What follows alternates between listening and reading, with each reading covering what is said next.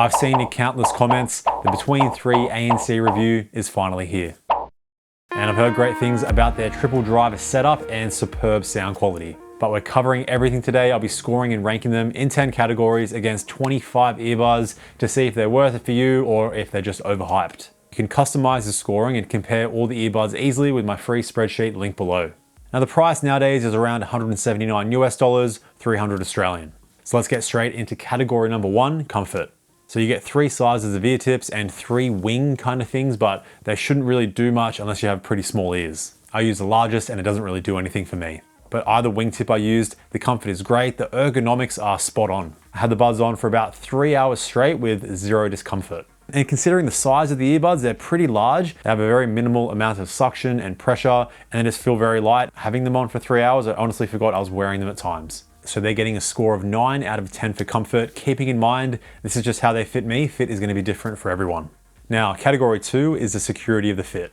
And again, at least for me, they stay in incredibly well when weight training, to the point where I'm barely needing to readjust the earbuds, whether I'm squatting, benching, leaning over for a row, they're just staying really well. They also work great when running, as do most stem style earbuds, with that weight distribution actually holding the bud down in your ear canal so it doesn't move around too much. And they have quite a minimal amount of body-borne noise from your own heavy breathing and impact you make on the ground. So I'm scoring them an 8 out of 10 for security. Those higher ranked earbuds do have a wingtip, which should work better for more ears. But for me, I could actually score them higher. I just try to keep the scoring as general as possible here for the fit. And if you like using your earbuds when training, they have an IPX5 water resistant rating. Now, category 3 is case and battery life. So you get an advertised 12 hours with noise cancelling off and 8 hours with noise cancelling on. That's going to be around 50% volume, but that's up there with the best. And the case is also going to give you 3 extra charges. There is no advertised fast charging of the earbuds, which is fine. The case does charge wirelessly though, and the actual size of the case, it is on the chunkier side. The actual build quality of it is on par for this price. It's sturdy, nothing too special. And here it is compared to the AirPods Pro 2, currently the thinnest case that I've tested. So despite the chunky case, it's still getting a score of 8 out of 10 with that solid earbud battery. Now, category 4 is controls. And you get a combo of a physical button on top of the stem and your regular touch control surface. So these are all the controls that you're getting. So you get everything, including volume up and down, voice assistant, everything you need. You can't customize the controls in the app, but the setup they have just works. The physical buttons are a bit squishy. It would be nice if they had a bit more of a click to them. And when you are going for a double or triple press, you need to press quite fast, otherwise it won't activate. Now you don't get wearing detection here to automatically pause and play your music, but if they're compromising something like that for better sound quality, that's completely fine with me. A small issue though, if you want to turn noise cancelling off, you have to go into the app. You can't set it to your controls. But you can power on and off each earbud individually by holding down on that button for about 3 seconds. A pretty rare feature to have. So they're getting a score of 7 out of 10, mainly due to the lack of customization, but again, you get everything you need. Those higher ranked earbuds are gonna have wearing detection, better customization, and swipe gestures, which allows you to control volume up and down when using just one earbud. But now onto category 5, connectivity. So you're getting Bluetooth 5.2 here, SBC and AAC for your codecs. There are no high-res codecs, which is completely fine. I have spent many hours testing all the codecs with the high quality streaming services. And in my testing, I think it's a small improvement in sound quality. This really depends on your hearing, your listening experience.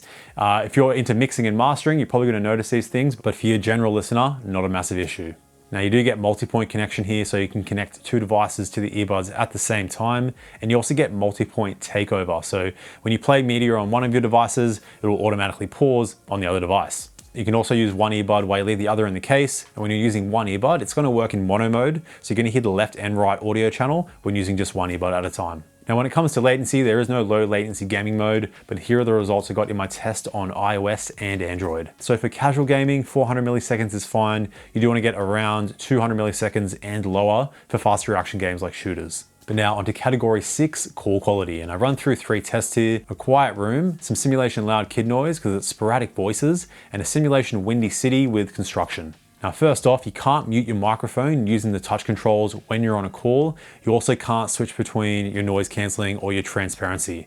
Whatever setting you had on before answering the call, that'll just stay as whatever it was. So now here are some samples. They didn't perform too well in the Windy City test, as most earbuds really do struggle with this. So I'm comparing it to the highest ranked for call quality, the Beat Studio Buds Plus. All right, here's the call quality of the status between 3A and C in a quiet room. All right, here's the call quality of the Beats Studio Buds Plus in a quiet room. All right, now let's see how the microphones block out some simulation loud kid noise. All right, here's it between 3A and C with some simulation loud kid noise. All right, here's the Beats Studio Buds Plus with some simulation loud kid noise. All right, now I've got some city noise, some construction noise, and some simulation wind. All right, I've got some city noise, some construction noise, and some simulation.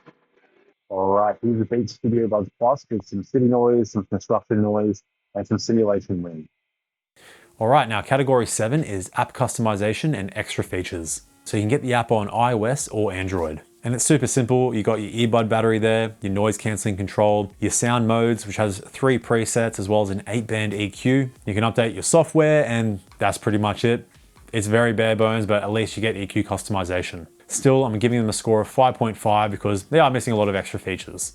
Now, category 8 is noise cancelling, and how I test my noise cancelling, I chuck on my soundbar and I'm playing pretty loud plain noise and crowd noise, so I get low, middle, high, consistent, and some inconsistent sound. And here's the scoring for all the earbuds on this ranking. So they're getting a score of 7.5. Basically, it's very impressive noise cancelling. They don't really struggle too much with any frequencies. The crowd noise test is normally quite challenging, but they do block it out quite well. And comparing all the earbuds there, as you go up or down a point, that's going to be about a 5% difference in strength. You also get barely any white noise hiss with noise cancelling on. You can also use noise cancelling or transparency when you're using just one earbud. Now there's no automatic wind noise reduction here, but the positioning of the mics is like kind of on the top and the bottom of the earbud. So they pick up wind, but it's not over the top. Now when it comes to EQ shift, this is how your sound quality changes with noise cancelling on compared to noise cancelling off compared to transparency. And when you go from noise cancelling on to transparency or noise cancelling off, there's about a 10, maybe like a 15% bass increase, which is pretty noticeable. I mean, for an earbud that's focused on sound quality, I was honestly expecting to see a little bit less. Now, EQ shift is kind of inevitable, but you want it to be as minimal as possible, because then if you're going from noise cancelling to transparency, your sound quality is just going to change. Not a deal breaker, just something to keep in mind. Now, onto category 9, the transparency mode. Now, the actual clarity is great. Everything is slightly amplified though, which means you can hear voices very clearly. So if you wanted to speak to someone with your earbuds in, there's no issues with that. It's just not the most natural, and it has the most amount of white noise hiss that I've ever tested. It's like a solid 5 out of 5. So if you're in a quiet room, it's very loud, it's very annoying. Even if you're just like outside going on a walk, it's gonna sound like there's just like a white noise air conditioner on in the distance. They also have quite a bit of occlusion, about a 3 out of 5. So when you speak yourself, your own voice sounds kind of echoey and a little bit muffled. And there's no way to customize the transparency mode in the app. Like the noise cancelling, there's no automatic wind noise reduction, but again, it doesn't pick up too much wind. But it will reduce the volume of the transparency mode if there's like sudden loud sounds around you. So overall score here is a 7.5. If it wasn't for the white noise and occlusion, it'd be closer to a 9.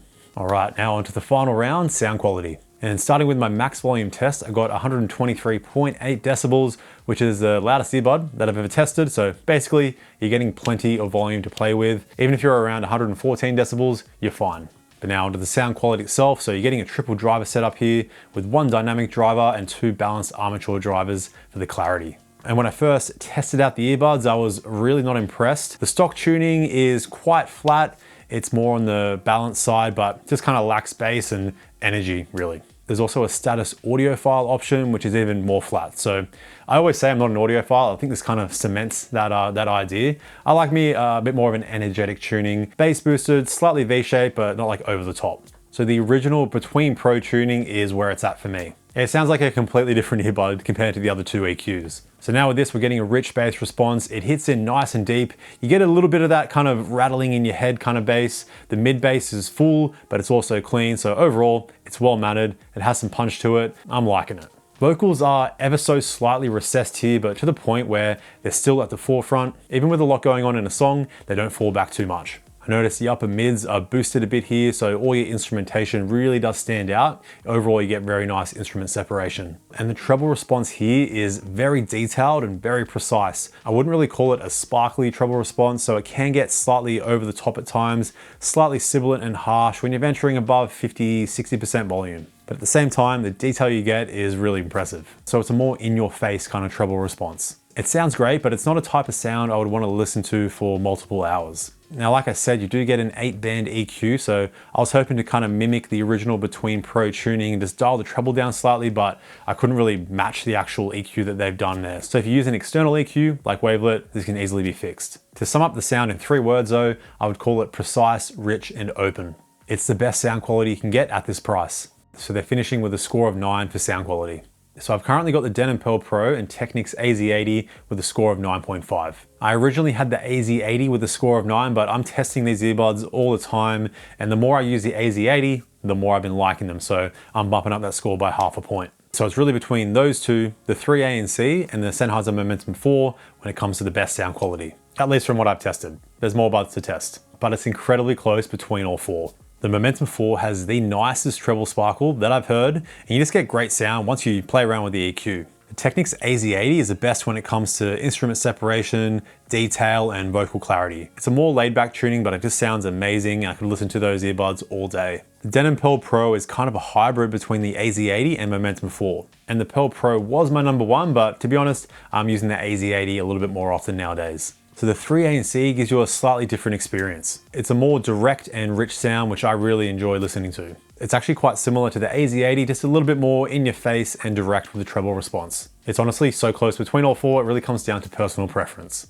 But that wraps up all 10 categories, and before we go into the final score, this scoring system just allows me to compare all the small details nice and easily, so hopefully it helps you out as well. So you can download the spreadsheet for free, linked below. So on there you get notes for each score, you can compare the specs, there's a call quality tab with the score in each test, and the personalized scoring is super simple. Just fill out a number in the importance column, that'll multiply the entire category, giving you a new total score for all the earbuds. But now the final scores are in, and the 3 ANC finished with a score of 75.5 out of 100. So just behind the middle of the pack there. And that was kind of what I was expecting going into this review, because the marketing for the 3 ANC was more focused on the sound quality, and they delivered when it comes to the sound quality. So if you just want the best sound at this price, these are 100% worth it. If you're looking for more of an all-rounder though, the Nothing Ear are the way to go. They're slightly cheaper, and they're actually ranked tied first in my overall ranking. So check out that video right here. Thanks for tuning in. Stay picky. I'll see you in the next one. Bye now.